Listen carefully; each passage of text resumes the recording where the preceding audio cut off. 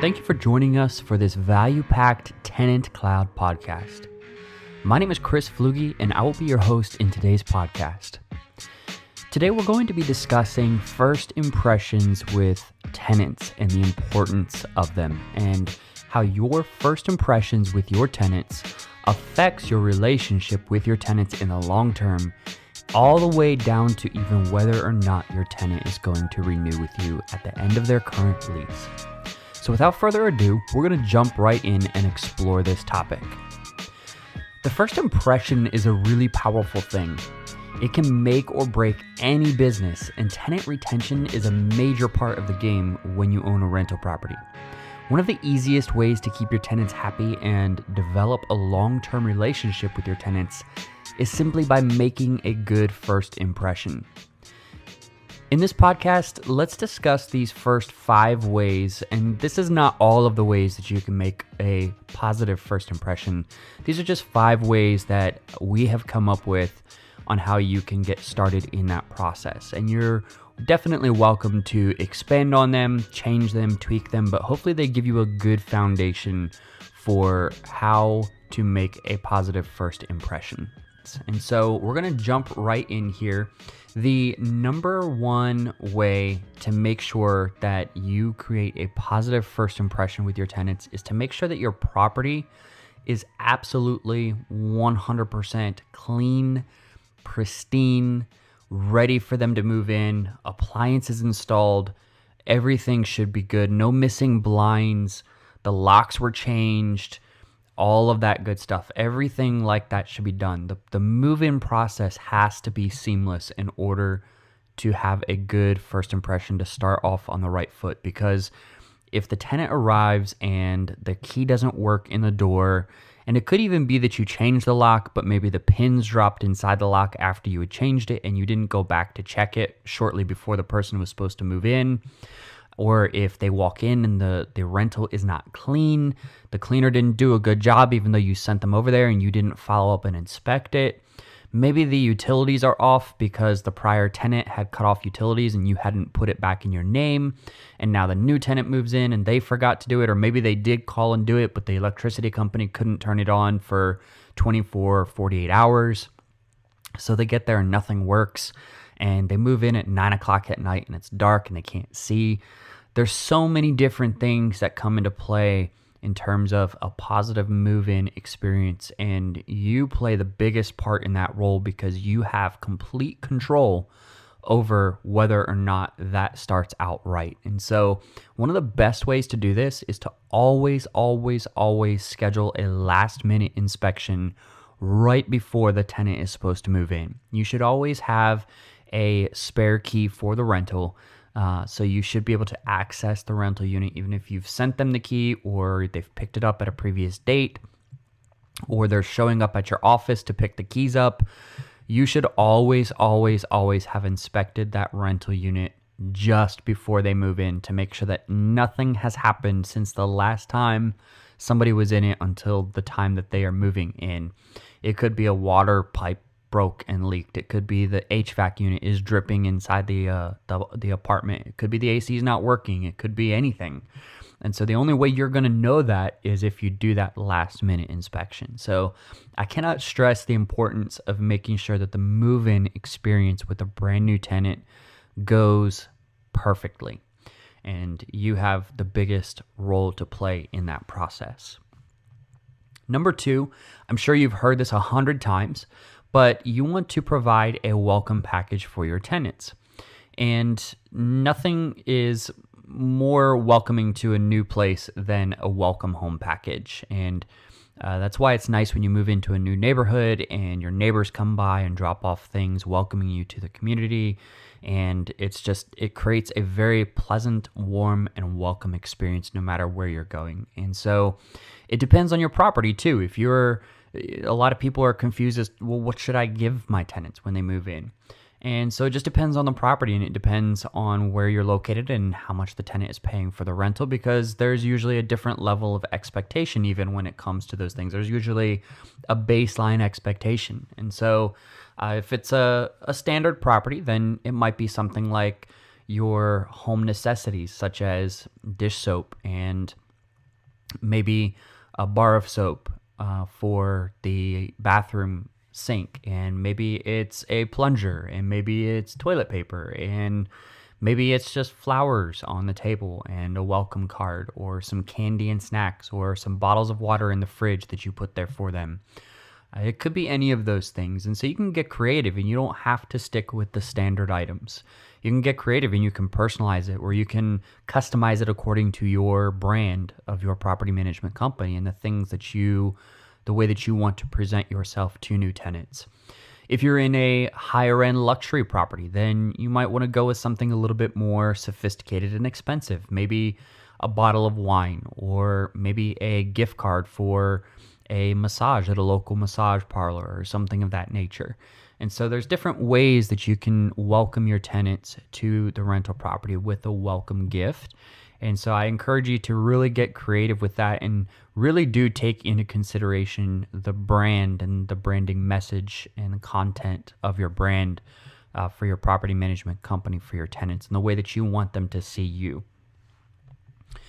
The next one you want to do is you want to make sure, this is actually ties in a little bit with the move-in experience, is you want to make sure that they have all of the community information accessible to them, such as you want to make sure that you, especially if they're new to the neighborhood and you know that, you want to make sure that they are familiar with what is around your rental property. So are there parks? Are there trails? If they have dogs, and do they have a dog park nearby? And what are some of your favorite restaurants, and what types of restaurants are nearby? What are the utility providers that they have that are accessible for the rental property, if they're responsible for setting up utility providers? What parking spots are available for their guests or their family when they come over to visit them? If you have something that you provide inside the rental that is unique, like maybe it's a AC unit that has some type of special programming available through like a mobile app, or maybe you have a smart thermometer, and making sure that they have the instructions on how to use that thing. Maybe it's a dishwasher. Maybe it is a washer dryer. Maybe it's one of those 2-in-1 washer dryers, which people don't necessarily have experience with, and they don't know how to work them, and they don't understand they can't load them full of clothes because they're not going to wash and dry properly. Maybe it's any of those things, and anything that makes that experience more seamless and easier for the tenants when they move in is important to provide them with that information. And so whatever that is, and however it's applicable to your rental property, you want to make sure that you're paying attention to that information and making sure that your tenants have access to it. The fourth thing is you want to make sure that, especially in the first few days and maybe even the first week or two, that you are consistently responding to the tenants' calls, texts, and emails, because there's a lot of things that, even if you've done your best to make sure that everything goes fine, something inevitably is going to go wrong. The tenant's going to have questions, and if you don't respond until 24, 48 hours later, then that's a really negative first impression with your tenant, because then they're going to be wondering, well, wow, if I have an actual emergency, then it's going to take them 2 days to respond to me. Like, my apartment is flooding and my landlord's not going to answer the phone for 2 days. So you really want to make sure that you are actively responding to your tenants and getting back to them as quickly as possible, or at least have somebody who is available to do that on your team if you have other people who are assisting you with your rental management. And that is also extremely important, and it's part of the good first positive impression that you can make on your tenants. Number 5 is to do something that tenants really probably aren't quite expecting. And so you can do things like, everybody gives, for instance, not everybody, but most people give a welcome gift, for instance. And that's one of the things we recommended, though I do recommend, like I said, customizing it and being creative and expanding and creating a branded message with your welcome gift. But maybe even you do an initial welcome gift, and then 5, 6, 7 days later, after your tenant moves in and they've had a chance to get settled in, you drop another gift on your tenant just to say, hey, hopefully everything went well with your move-in. We're really excited to have you here. Let us know if you need anything else, and a personalized note or email or something like that along with it that just continues to make them feel welcome and reassures them that you haven't forgotten about them. You didn't just collect their rent and give them the key and get the signed lease and now you've just disappeared. It's that genuine follow-up with that tenant to say, hey, we really are truly glad you're here. Let us know if you need anything else.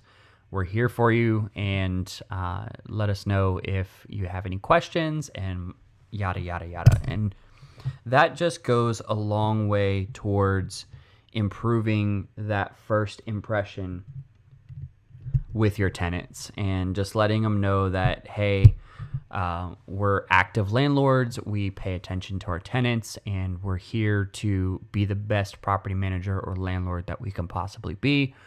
And it just speaks volumes to tenants. And so you can get creative with that. Maybe your first welcome gift was just a bag with some dish soap and the basics and things that people usually forget when they move for the first time. Maybe it was some air freshener and whatnot.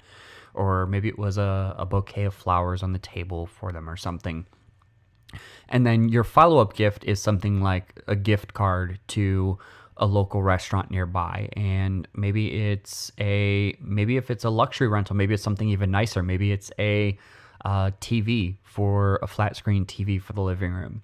You'd be surprised what some landlords actually do out there in this step of doing something unexpected that really just blows the tenant away and is an experience that the tenant is not ever going to forget. And what other place is going to, and it's not even a move-in special where they just get there and you show up and knock on the door with a 32-inch or 40-inch flat screen TV. What does it cost you? $150, $200 these days?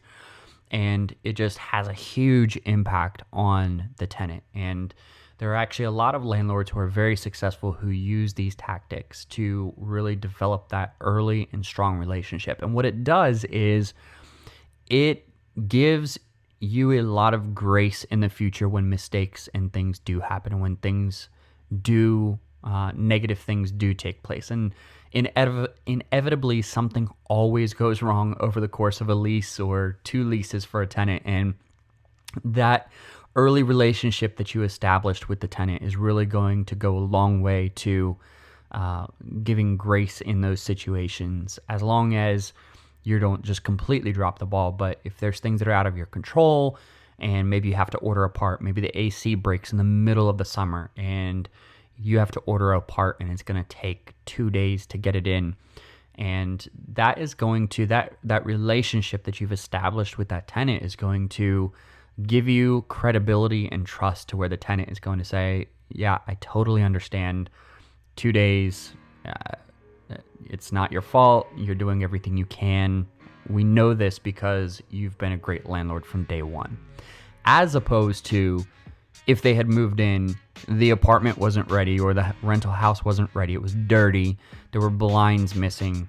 The electricity was off and you didn't answer your phone for 2 days after they moved in, and all of these other negative things. Now when the AC breaks 4, 5, 6 months later and you say, oh, it's going to take 2 days, they're just not going to have that trust for you. There's not going to be that grace that is built into that relationship that says, okay, yeah, we understand. No, none of that will be available anymore. It's all gone. And so you have to establish a positive first impression from day one with the tenants, and the better and more powerful you can send that message that they're welcome and that you are there for them, the better off you'll be in the long run. And who knows, you'll probably earn a renewal or two in the process down the road. Again, thanks for listening to this podcast. I hope that you have taken some value away from it. And if you feel like this information would be helpful for other people, please feel free to share it with friends, family, and colleagues. And definitely give us some feedback on the platform that you are listening to this on. We definitely love to receive feedback regarding our podcast so that we can continue to provide you with the information that is relevant to your rental property business. Again, thanks for spending the time with us, and we'll look forward to talking with you next time.